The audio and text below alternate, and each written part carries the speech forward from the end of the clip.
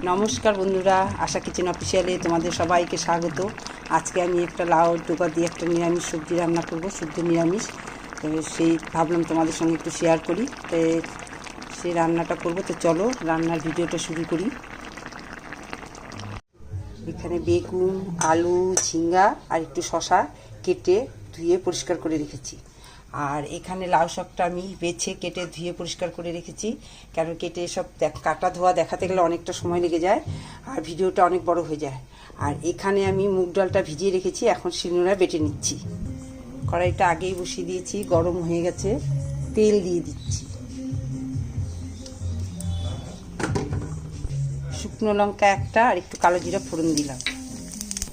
এবার ধুয়ে রাখা সবজিগুলো অল্প অল্প করে দিয়ে দিচ্ছি।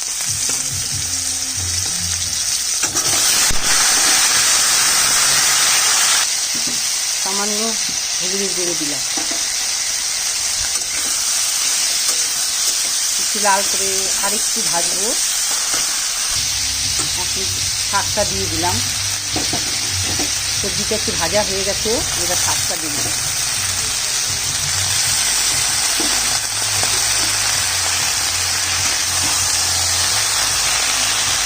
দেখেন ডালটা আমি বেটে নিচ্ছি, শাকটা ঢেকে দিলাম, ঢাকনাটা খুলে দিলাম।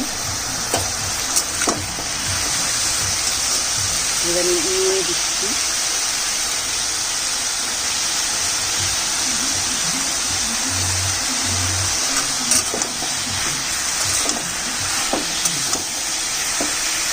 এবার দিয়ে দিচ্ছি চেরা কাঁচা লঙ্কা।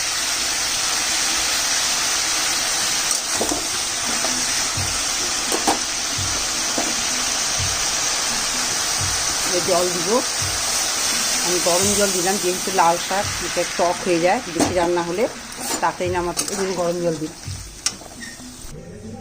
ডালটা বাটা হয়েছে, একটু নুন আর একটু হলুদ দিব, হলুদ দিলাম, একটু নুন দিচ্ছি। নুনটা মেখে নিলাম। আমি একটা একটা করে বড়া দিলাম।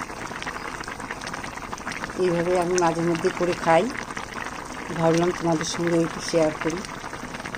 এই গরমের দিনে এইভাবে করে শাক রান্না করে খেলে বেশ ভালোও লাগে। আর গরমে এত মশলা তরকারি খেতে ভালো হয় না, মানে ভালো লাগে না। এটা খেলে পেটটাও ঠান্ডা থাকে, তাই ভাবলাম এইভাবে আমাদের সঙ্গে করে দেখাই। মুগ ডাল তো কাঁচাই খাওয়া যায়, এই জন্য আমি কাঁচা ডালের বড়িটা দিলাম। ডালটা সিদ্ধ হয়ে গেছে, ডালের বড়িটাই দেখ।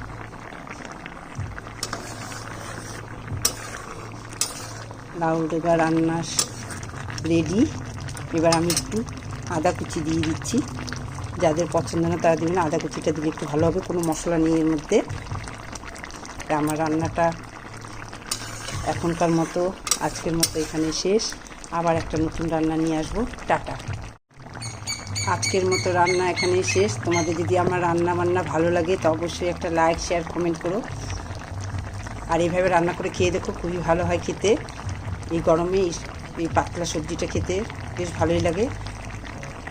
তো আজকের মতো রান্না এখানেই কমপ্লিট।